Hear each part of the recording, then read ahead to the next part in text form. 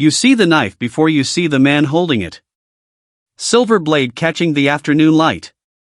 Moving fast toward the elegant older Korean woman standing at the crosswalk, completely unaware. She's scrolling through her phone, designer handbag on her arm, gray hair styled perfectly. She doesn't see the death coming for her. But you do. You don't think. You don't calculate the risk. You just move. Your body crashes into hers, a tackle that sends both of you tumbling onto the rough sidewalk just as the blade slices through the air where her throat had been seconds ago. Your tray of coffee flies everywhere, hot liquid splashing pavement, ceramic shattering. Your knee splits open on the concrete, a jagged line of fire exploding up your leg. The woman gasps beneath you, shocked and confused. The man with the knife stumbles, thrown off by your intervention. He recovers fast, eyes wild, the blade rising again for a second strike. Stay down, you shout, covering her body with yours, squeezing your eyes shut as you brace for the impact of steel. It never comes. Instead, you hear a sickening crack. A grunt. The clatter of metal hitting the ground. You open your eyes to see a tall Korean man in a bespoke charcoal suit standing over the would-be attacker. The assailant is on the ground, arm twisted at an unnatural angle, unconscious. 3 other men in black suits materialize from the shadows, securing the scene with terrifying efficiency. The man in the charcoal suit turns to you. Dark eyes, sharp jawline, the kind of handsome that usually belongs on a billboard. But it's not his looks that steal the air from your lungs, it's the controlled fury radiating from him like a physical wave of heat. Iyama. He drops to his knees beside you, his hands hovering over the older woman. Are you hurt? The woman you saved pushes herself up, trembling. I'm fine, Tae-jin. This girl, she saved me. Those dark, intense eyes turn to you. You're still on the ground, knee bleeding through your uniform, natural hair wild around your face, smelling of spilled latte and fear. You're bleeding, he says quietly. I'm fine, you manage, trying to stand. She's okay. That's what matters.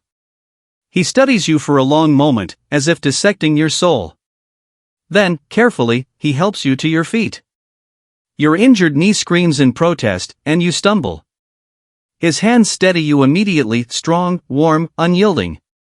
Careful, he murmurs. Police sirens wail in the distance. The elegant woman, his mother, grasps your hands, ignoring the blood and coffee staining her expensive coat. Child, she says in accented English, voice trembling. You saved my life. You threw yourself in front of a knife for a stranger. Anyone would have. No. Her grip tightens. No, they wouldn't have. Most people freeze. Most people run. But you chose to protect me. She looks at her son, then back at you. Something shifts in her expression, a lot clicking into place. What is your name? She asks. Jasmine. Jasmine Carter. Jasmine. She repeats it like a prayer. I am Choi Min-seo. And this is my son, Choi Tae-jin. You glance at the tall man. He's watching you with an intensity that makes your skin prickle. We need to get you medical attention, he says. That knee needs stitches. I can't afford an ambulance. I'll handle it. It's not a request. It's a statement of fact. The hospital is a blur of activity. You're in a private VIP room, far nicer than your apartment. Doctors stitch your knee while Mrs. Choi hovers, refusing to leave your side. Tae-jin stands by the door, phone pressed to his ear, speaking rapid, angry Korean. 6 stitches, the doctor says. You're lucky. Lucky. You almost laugh. You just lost a week's worth of tips and ruined your only uniform. Mrs. Choi squeezes your hand. Tell me about yourself, Jasmine. Where are you from? Atlanta, originally. Been in LA for 3 years. Family? My mom's back in Atlanta. My little sister, Keisha, she's in college. I'm working double shifts to help pay her tuition. Something softens in Mrs. Choi's eyes. You take care of your family. You are a protector. They're all I have. Not anymore, she says quietly. Before you can ask what she means, Tae-jin ends his call and approaches the bed. The air in the room shifts, heavier, more serious. The police want your statement, he tells you. But I've arranged for you to give it privately here. No media. You blink. Why would there be media? He exchanges a look with his mother. Because of who we are, he says carefully. My family controls significant operations in LA. We are not just business owners. You look at the suits, the influence, the violence you saw on the street. Your Korean Mafia, you whisper. We prefer the organization, he says bluntly. The man with the knife was from a rival faction. They have been trying to undermine us. Today, they broke the rules of engagement by targeting my mother. Your stomach drops. And I stopped them. You did, Mrs. Choi says fiercely. And now, they know your face. Tae-jin nods grimly. That is the problem, Jasmine. By saving her, you made yourself a player in a war you don't understand. If you go home tonight, they will find you. They will use you to get to us. So what? I'm supposed to just disappear? No, Tae-jin says. You're coming with us. The Choi estate is a fortress disguised as a paradise. High walls, iron gates, cameras everywhere. You are given a guest suite that costs more than your entire life's earnings. But luxury doesn't stop the fear. For 2 days, you feel like a prisoner. You pace the room. You worry about your job. You worry about Keisha. On the 3rd morning, a maid knocks on your door. Miss Jasmine? A package arrived for you at the gate. You frown. Nobody knows I'm here. You go downstairs. Tae-jin is already there in the foyer, staring at a small cardboard box sitting on the entry table. The security team is scanning it. It's clean, the head of security says. No explosives. Tae-jin looks up as you descend the stairs. His face is pale. Open it. You step forward, hands trembling. You lift the lid. Inside isn't a bomb. It's a photograph. A picture of your sister, Keisha, walking across her college campus in Atlanta. The timestamp on the photo is from yesterday. Beneath the photo is a note written in elegant script: every guardian angel has a weakness. The room spins. You grab the table to steady yourself. They know about Keisha. They found her. Tae-jin steps in close, his hand gripping your shoulder to keep you upright. The heat of his touch is the only grounding thing in the world. This is my fault, he says, his voice low and dangerous. I underestimated their reach. You said I'd be safe here. You shove his hand away, panic rising. You said you'd protect me. But they're watching my little sister 3,000 miles away. Jasmine, listen to me. He grabs your arms, forcing you to look at him. His eyes are burning pools of dark intensity. I will burn this city to the ground before I let them touch a hair on her head. I have already dispatched a team to Atlanta. She is being watched by my best men right now. She won't even know they are there, but no one will get within 100 feet of her. How can I trust you, you cry. I don't even know you. Because I owe you my mother's life, he says fiercely. And in my world, a debt of blood is absolute. I swear to you, on my honor, your sister is safe. But this means you cannot leave. If you step outside these walls, they will grab you. You have to stay. You look at the photo of Keisha. You look at the steel in Tae-jin's eyes. You realize with a sinking heart that your old life is gone. Okay, you whisper. I'll stay. Staying changes things. You stop fighting the confinement and start living in it. Mrs. Choi becomes your shadow. She teaches you Korean etiquette, feeds you endless meals, and tells you stories about her son. He is lonely, she whispers one afternoon while you help her arrange flowers. He carries the weight of his father's sins. He thinks he doesn't deserve happiness. He seems pretty in control to me, you say. Control is not happiness, child. You start seeing the cracks in Tae-jin's armor too. He finds you in the library late one night, unable to sleep. Instead of his usual suit, he's wearing a soft sweater. He looks younger. Human. I'm sorry, he says, pouring 2 glasses of whiskey. About the photo. About trapping you here.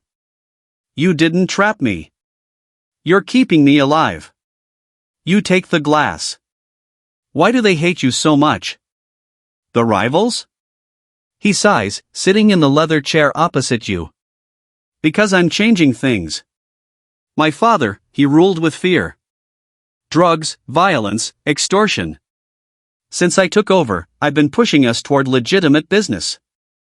Tech, real estate, shipping. The old guard hates it. They think I'm weak. Trying to be better isn't weak, you say softly. He looks at you then, really looks at you.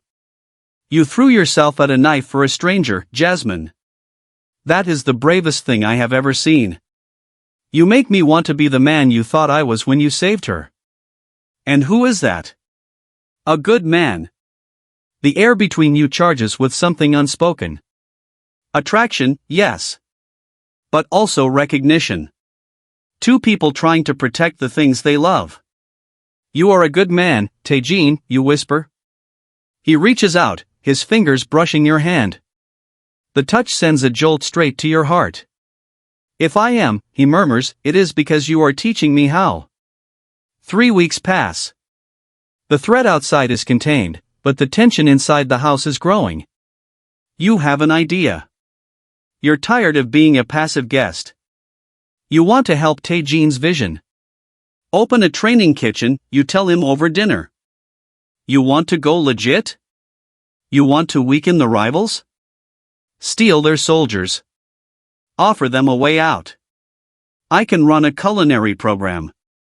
We give them jobs, skills, a future. You cut off the gang's supply of desperate kids. Tae-jin stares at you. A non-profit, run by the Choi family? Exactly. It fixes your public image and hurts the rivals. He smiles, a genuine, blinding smile. Let's do it. But the path to redemption isn't smooth. 2 weeks before the launch of Second Chances, a corrupt city councilman paid off by the rival family blocks your zoning permits. He cites safety concerns and threatens to shut the whole project down. Tae-jin is furious. You find him in his office, pacing, his old darkness surfacing.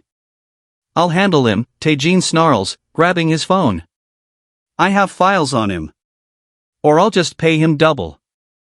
Or I'll send men to his house to explain the situation. No. You step in front of him, grabbing his hand. Tae-jin, stop. That's the old way. That's your father's way. It's the only way that works. If we don't open, the rivals win. We will open. But not like that. You look him in the eye. If you blackmail him, you're just another gangster. If you want to be legitimate, we have to win like legitimate people. And how do we do that, he challenges. Ask nicely? No. We use the community. You pull out your phone. I still have contacts from the diner. Pastors, community leaders, mothers. We don't threaten the councilman. We invite the press. We hold a rally outside City Hall. We show everyone that the scary mafia boss is trying to feed the neighborhood and the corrupt politician is stopping him. Tae-jin pauses. He looks at you, his anger fading into admiration. Weaponized public opinion? Exactly. You have power, Tae-jin. But you don't always have to use a hammer. Sometimes you just need to turn on the lights. You do it. You organize the rally. You stand beside Tae-jin as he gives a speech, not as a boss, but as a community partner. The pressure works. The councilman folds within 24 hours. The permits are issued. That night, in the quiet of the kitchen, Taejin lifts you onto the counter. "We did it," he says, his face inches from yours. "We make a good team." "We do." He slides his hands to your waist. "Jasmine, I don't want you to just run the program. I want you by my side. Permanently." Your breath hitches. "Taejin?" "I'm in love with you," he admits, his voice rough. "I have been since the hospital. But watching you today, watching you fight for us, the right way. I know I can't do this without you." "You won't have to," you whisper. He kisses you then. It's a kiss of promise. Of seal. Of a future being rewritten. The opening of a Second Chances is the event of the year. The press is there. The community is there. Mrs. Choi is crying as she cuts the ribbon. But the rivals have one last card to play. During the reception, 3 SUVs screech to a halt outside. Men spill out, holding bats and chains, looking to start a riot, to ruin the image you've built. The press cameras turn toward them. Taejin's security team moves to intercept, hands going to their holsters. "Wait!" You shout, stepping forward. "Jasmine, get back!" Taejin yells. But you walk right up to the lead troublemaker, a kid, barely 20, looking scared beneath his bravado. You recognize the look. It's the same look the kids in your neighborhood had before they got swallowed by the streets. "You really want to do this?" you ask, voice loud enough for the cameras. "You want to smash up a place that's trying to give you a job?" The kid hesitates. "Look at that kitchen," you point. "It's warm. It smells like bulgogi and cornbread." You can smash it, go to jail, and stay a pawn for your boss. Or you can walk inside, put on an apron, and learn how to run your own life. You extend a hand. "I'm Jasmine. I'm hiring. Starting salary is $20 an hour with benefits." The silence stretches. The kid looks at his bat. He looks at the food. He looks at you. Slowly, he drops the bat. The metal clatter echoes on the pavement. "$20 an hour," he asks. "And a hot meal," you promise. Tension breaks. The kid walks past you into the restaurant. His friends follow. The press goes wild. Taejin walks up to you, wrapping an arm around your waist. He looks at the cameras, then down at you with absolute awe. "My wife," he says loud enough for everyone to hear. "That's my future wife." 3 months later, you're married in the gardens of the estate. Mrs. Choi wears a hanbok that matches your dress. Keisha is your maid of honor, safe, happy, and fully paid up on tuition. Taejin cries during his vows. The terrifying Mafia boss weeps as he promises to be worthy of you. "You saved my mother," he says. "But you saved me too. You saved my soul." 2 years later. You're sitting in the garden. It's sunset. You have a hand on your round belly, 7 months pregnant. Taejin walks out, loosening his tie after a day at the office. The office is now a legitimate corporation. The rivals have faded, irrelevant in the face of the empire you built together. He sits beside you, kissing your temple. "How are my girls?" "We're good." "She's kicking." He places a large, warm hand on your stomach. He smiles as he feels the movement. "You know," he says softly, "I used to think my legacy would be fear. That I would leave behind nothing but ash. And now?" Now, he looks at you, eyes full of light. "Now I'm leaving behind hope. A family. A future." You lean your head on his shoulder. You think about the knife. The choice. The fear. "Worth it," you whisper. "What is?" "Jumping." He kisses you, a slow, deep kiss that tastes of forever. "Thank you for jumping, Jasmine. Thank you for landing with me." And that is the story of Jasmine and Taejin. Proof that sometimes, the scariest moment of your life is actually the door to your destiny. Jasmine didn't just save a life that day, she rewrote the fate of an entire family. If you love this story of courage, redemption, and multicultural love, please hit that subscribe button. What would you have done in Jasmine's shoes? Would you have stayed in the golden cage? Let me know in the comments. Until next time, keep believing in second chances. And keep your eyes open, your destiny might be waiting at the next crosswalk.